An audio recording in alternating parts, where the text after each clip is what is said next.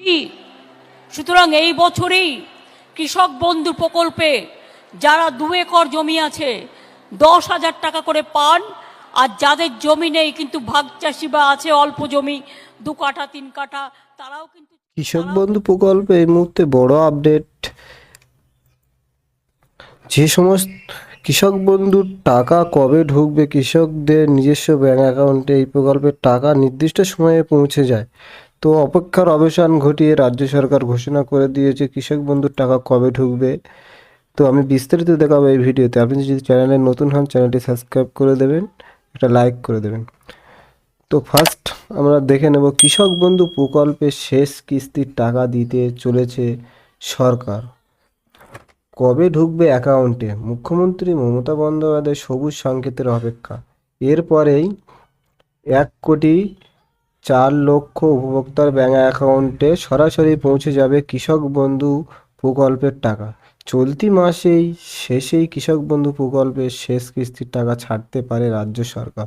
মূলত খরিফ ও রবি মরশুমের দুইবার রাজ্য সরকারের তরফ থেকে প্রকল্পের টাকা দেওয়া হয় সরাসরি কৃষকদের ব্যাংক অ্যাকাউন্টে। টাকা দেয় রাজ্য। নবান্ন সূত্রে জানা গিয়েছে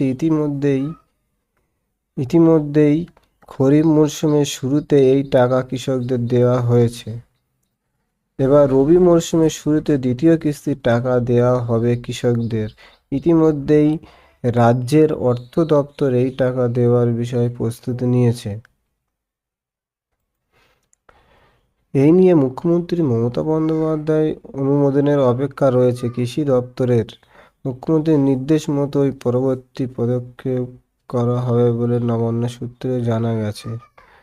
2019 সালে মুখ্যমন্ত্রী মমতা বন্দ্যোপাধ্যায় কৃষক বন্ধু প্রকল্প চালু করেন। রাজ্য সরকার এই প্রকল্পের মূল লক্ষ্য কৃষকদের হাতে আর্থিক সহায়তা তুলে দেওয়া। এই প্রকল্পে বছরে সাধারণত 2 দফায় কৃষকদের ব্যাংক অ্যাকাউন্টে টাকা দেওয়া হয়। জমির পরিমাণ অনুযায়ী একজন কৃষক বছরে সর্বোচ্চ 10,000 ও সর্বনিম্ন 4,000 টাকা করে পান।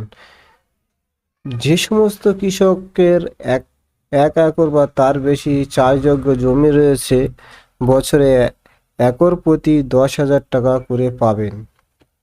যে সমস্ত কৃষকের 1 একর বা তার কম চাষযোগ্য জমি রয়েছে তারা প্রতি একর 4,000 টাকা করে পাবেন। খরিফ মরশুমের টাকা সাধারণত এপ্রিল-সেপ্টেম্বর মাসের মধ্যেই দেওয়া হয়। তো দর্শক বুঝতে পারলেন কবে টাকাটা দিতে পারে। অন্যদিকে রবি মরশুমের টাকা অক্টোবর থেকে মার্চ মাসের মধ্যে প্রদান করা হয়। গত বছর রবি মরশুমের কিস্তি দেওয়া শুরু হয়েছিল ডিসেম্বর মাসের দ্বিতীয় সপ্তাহে। এখনও পর্যন্ত যা খবর পাওয়া যাচ্ছে তাতে এবছর রবি মরশুমের জন্য 2,900 কোটি টাকা বরাদ্দ করেছে অর্থ দপ্তর। এক্ষেত্রে 1,04,00,000 উপভোক্তার ব্যাংক অ্যাকাউন্টে